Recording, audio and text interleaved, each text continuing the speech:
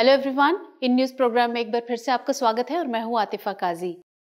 आज के इस इमेज को देखकर, इस पिक्चर को देखकर आपको समझ आ रहा होगा कि हमारा टॉपिक क्या हो सकता है। जी हाँ, आज का हमारा जो टॉपिक है वो भारत और नेपाल के संबंधों को लेकर है। दरअसल हाल ही में नेपाल और भारत के बीच कमीशन लेवल की एक मीटिंग हुई, जिसके दौरान नेपाल ने फिर से काला पानी सीमा विवाद का मुद्दा जो है वो उठाया है। अब ये मुद्दा क्या है और इसका क्या प्रभाव पड़ेगा, तो हम उसको जानने से पहले अपने डायमेंशंस देख लेते हैं कि किन किन डायमेंशंस के थ्रू हम बात करेंगे। खबर हम जान चुके हैं, अब हम देखेंगे कि ये काला पानी सीमा विवाद आखिर है क्या, इसका क्या प्रभाव पड़ सकता है और इसके संदर्भ में भारत और जो नेपाल है उनके संबंधों पर हम चर्चा करेंगे। और ऐसे में दोनों के सामने क्या चुनौतियां हैं या भारत के सामने क्या चुनौतियां आएंगी, क्या चुनौतियां हैं और उसको देखते हुए उनको दूर करने के लिए क्या कदम उठाए जा सकते हैं या क्या कदम उठाए जाने की जरूरत है, उन पर बात करेंगे। और उसके बाद आपकी मुख्य परीक्षा के मद्देनजर आज के टॉपिक पर हमारा प्रश्न रहेगा। तो चलिए शुरू करते हैं। अब काला पानी सीमा विवाद जो है वो क्या है, उसको जानने से पहले ये देख लेते हैं कि काला पानी है कहाँ। दरअसल ये जो उत्तराखंड में, भारत का जो उत्तराखंड है राज्य, उसमें यहाँ पर ये काला पानी और लिपुलेख जो है वो क्षेत्र है जिसको लेकर विवाद है। और ये नेपाल से भारत की जो है 5 राज्यों की सीमाएं लगती हैं। कौन कौन सा? उत्तराखंड, उत्तर प्रदेश, बिहार, पश्चिम बंगाल और ये इधर सिक्किम। तो ये 5 राज्य जो है भारत के नेपाल से सीमा साझा करते हैं। अब हुआ क्या था, दरअसल जो मुद्दा है वो था क्या? दरअसल पिछले साल भारत ने ये क्षेत्र है, इसमें यहाँ पर जो तीर्थ यात्री हैं उनके आवागमन के, उनकी सुविधा के लिए एक सीमा सड़क का उद्घाटन किया था जो कि कैलाश मानसरोवर को जोड़ता है। अब इसको लेकर नेपाल ने ये आपत्ति जताई कि भारत ने जो है नेपाल से बिना बातचीत किए, उसका पक्ष जाने इसका निर्माण कर लिया। और अगर ये विवादित क्षेत्र है तो भारत ने यहाँ निर्माण कैसे कर लिया। और इसी के प्रतिक्रिया स्वरूप नेपाल ने एक नया नक्शा जारी कर दिया जिसमें कि इस क्षेत्र को अपने क्षेत्र में शामिल करके अपने हिस्से में शामिल बताया, ये काला पानी और लिपुलेख का। और उसके बाद दरअसल अब यहाँ पर ये एक सवाल उठता है कि नेपाल ने जो अगर ये विवादित क्षेत्र है तो नेपाल ने अब क्यों इस पर आपत्ति जताई, पहले क्यों नहीं जताई। तो जो वर्तमान में नेपाल के प्रधानमंत्री हैं केपी शर्मा ओली, तो ऐसा माना जाता है कि वो चीन समर्थक हैं। तो ऐसे में माना जाता है कि उनकी जो नीतियां होंगी, जाहिर है वो चीन समर्थक होंगी तो और भारत के अगेंस्ट होंगी। तो इसलिए अब जो है ये मुद्दा उभर कर सामने आ रहा है। हालांकि सीमा विवाद पुराना है, लेकिन अब जो है ये एक तरह से फिर से उजागर हो गया, फिर से नए रूप में सामने आ गया है। और अपने इस दावे के लिए नेपाल ने जो सुगौली की संधि है उसका जो है हवाला दिया। सुगौली की संधि 1816 में हुई थी और उसका मानना है कि इस संधि के मुताबिक जो काली नदी है उसके जो पूर्व का क्षेत्र है, पूर्व में जो स्थित क्षेत्र है, कौन कौन से? काला पानी, लिम्पियाधुरा और लिपुलेख, इन पर जो है नेपाल का दावा है। तो अगर हम सुगौली की संधि की बात करें तो दरअसल 1814 से 1816 के दौरान जो आंग्ल नेपाल युद्ध हुआ था, उसके बाद ये संधि हुई थी, सुगौली की संधि, जो कि 1816 में हुई थी। और इसी का हवाला देते हुए उसने इन क्षेत्रों पर अपना दावा किया है। हालांकि जो ये काला पानी का जो क्षेत्र है और ये लिपुलेख वाला क्षेत्र है, ये भारत के उत्तराखंड के पिथौरागढ़ जिले का हिस्सा है। जो उत्तराखंड राज्य है उसके पिथौरागढ़ जिले का हिस्सा है और भारत का ही इस पर अधिकार है, भारत का ही इस पर प्रशासन है। और इसी वजह से, इन्हीं बातों की वजह से जो ये क्षेत्रीय विवाद है, ये दोनों देशों के बीच सबसे बड़ा क्षेत्रीय विवाद बनकर उभर रहा है। अब हम बात करते हैं कि इसका प्रभाव क्या हो सकता है। अब क्योंकि ये एक बड़ा मुद्दा है, दो देशों के बीच सीमा विवाद को लेकर है, तो इसका असर क्या पड़ सकता है दोनों देशों के ऊपर। सबसे पहला तो जो आपसी संबंध हैं, क्योंकि दोनों देशों के संबंध जो है बहुत पुराने हैं और मैत्रीपूर्ण संबंध रहे हैं। कई तरह के संबंध हैं, सामाजिक, सांस्कृतिक, आर्थिक संबंध दोनों देशों के बीच रहे हैं। अभी हम डिटेल में जब संबंधों पर बात करेंगे तो उसको थोड़ा डिटेल में समझेंगे। तो इससे जाहिर है दोनों देशों के बीच जो संबंध है उनमें आपसी तनाव कहीं ना कहीं आ जाएगा। और इसके अलावा इसका एक असर और ये पड़ेगा, क्योंकि पड़ोसी देश है और भी पड़ोसी जो भारत के जो देश हैं उनका ध्रुवीकरण होने की आशंका है। इसलिए क्योंकि भारत जो नेपाल है, जो उसके आसपास के जो हमारे पड़ोसी देश हैं, कुछ देश, अगर दोनों देशों के बीच मतभेद की स्थिति होती है तो कुछ देश नेपाल की तरफ हो जाएंगे और कुछ देश भारत की तरफ। तो इससे जो उसके पड़ोसी देश हैं उनके ध्रुवीकरण होने के चांसेस ज्यादा हैं। तो अब हम बात करेंगे कि भारत और नेपाल के जो संबंध हैं वो किस तरीके के रहे हैं और किस तरीके के उन दोनों के बीच संबंध हैं। तो अगर हम बात करें सबसे पहले तो जो धर्मों को लेकर, तो दोनों देश जो है वो हिंदू और बौद्ध धर्म के मामले में समान विरासत साझा करते हैं, क्योंकि दोनों ही देशों में इन दोनों धर्मों के मानने वाले लोग हैं, हिंदू धर्म और बौद्ध धर्म के मानने वाले लोग हैं। तो इस तरीके से दोनों देश जो है धर्म के मामले में भी समान विरासत साझा करते हैं। और क्योंकि भौगोलिक और राजनीतिक दृष्टि से, दोनों ही दृष्टि से जो नेपाल है वो भारत के लिए महत्वपूर्ण देश है, और क्योंकि चाइना और जो है भारत के बीच में ये एक बफर स्टेट का काम करता है नेपाल, तो इसलिए भी भारत के लिए बहुत इम्पोर्टेंट है। और इसीलिए भारत की जो विदेश नीति है इसमें इसका बहुत खास महत्व है। और इसके अलावा दोनों देशों के बीच जो है कई तरह के महत्वपूर्ण समझौते हैं, और कई, जैसे भारत, अगर नेपाल की बात करें तो ये अपने समुद्री व्यापार के लिए जो है भारत के कोलकाता बंदरगाह का इस्तेमाल करता है।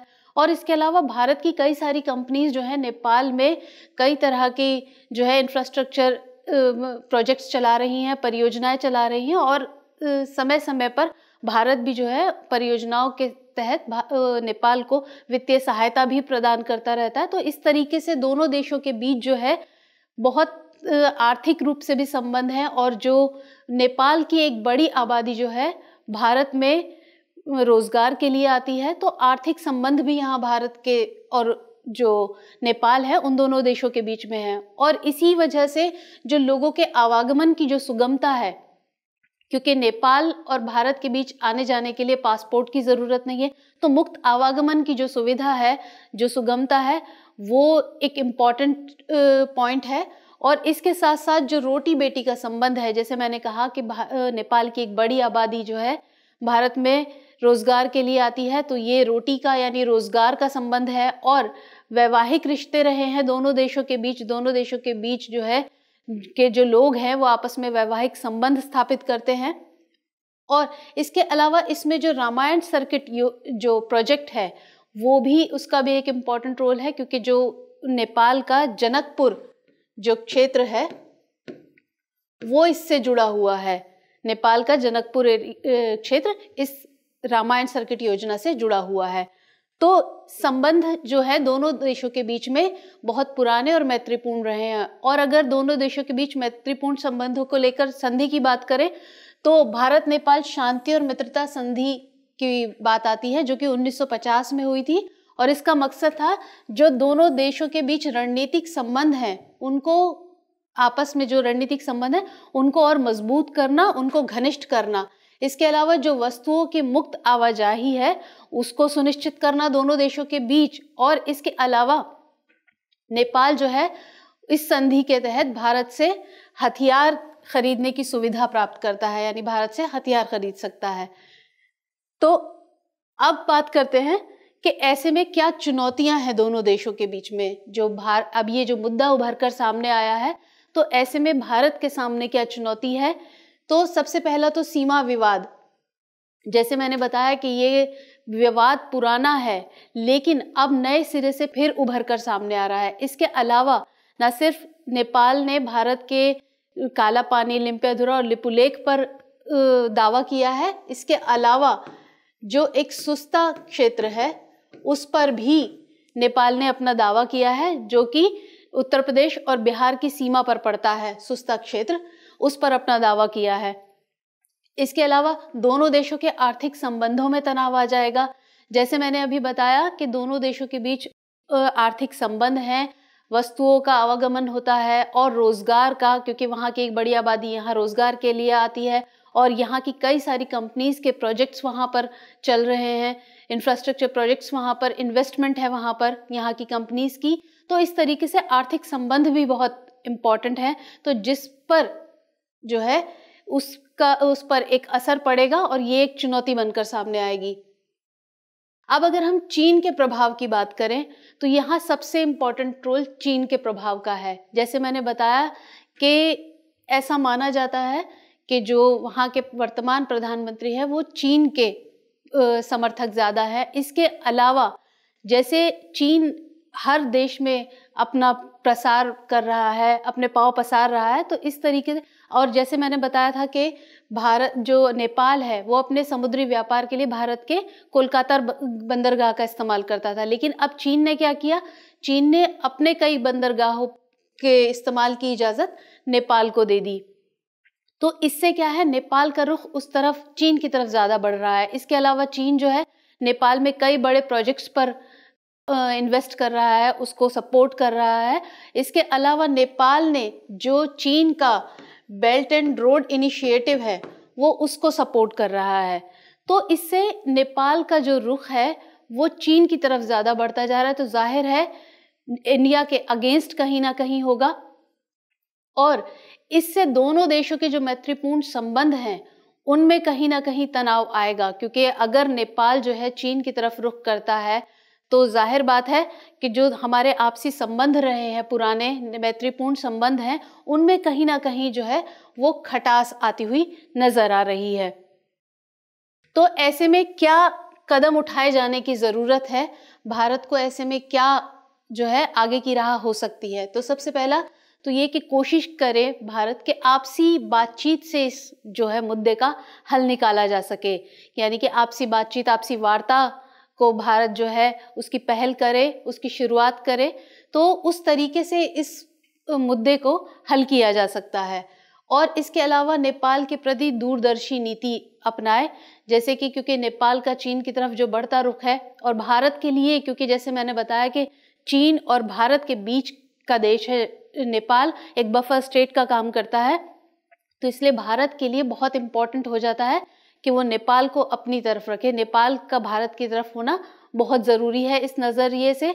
तो इसलिए भारत को इस तरीके की नीति बनानी चाहिए, इस तरीके के कदम उठाने चाहिए जिससे कि जो है आगे बढ़कर मदद करे, आगे बढ़कर सामने आए, जिससे कि नेपाल जो है वो उसकी तरफ हो और इसी तरीके से कूटनीतिक संबंध जो है वो मजबूत करे। क्योंकि नेपाल में अक्सर जो लोग हैं उनका ऐसा मानना है, उनका ऐसा परसेप्शन है कि भारत जो है कहीं ना कहीं एक बिग ब्रदर की भूमिका उनके लिए निभाता है। तो भारत को ज़रूरत है कि इस तरीके से अपनी विदेश नीति की समीक्षा करे, अपने जो कूटनीतिक संबंध हैं इस तरीके से उनको बढ़ाए आगे, कि जिससे वहाँ जो लोग हैं उनका ये परसेप्शन टूटे, उनका ये परसेप्शन खत्म हो कि भारत एक बिग ब्रदर की भूमिका नहीं निभा रहा है उनके लिए।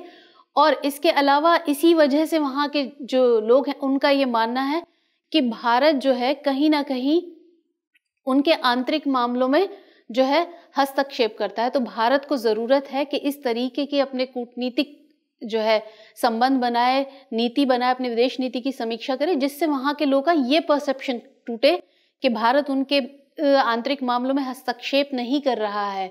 तो इस तरीके से भारत को जो है इन मामलों को नज़र में रखते हुए, इन मुद्दों को नज़र में रखते हुए ज़रूरत है कि भारत जो है इस तरीके की नीति बनाए और इन मुद्दों को गंभीरता से ले और इनको सुधारने का प्रयास करे, इन पर सही तरीके से काम करे। और चीन का जो फैक्टर है, जो चीनी फैक्टर है, उसको भी इसमें ज़रूर ध्यान रखे और अपने जो कूटनीतिक जो संबंध है उनको इसी के मद्देनज़र आगे बढ़ाए।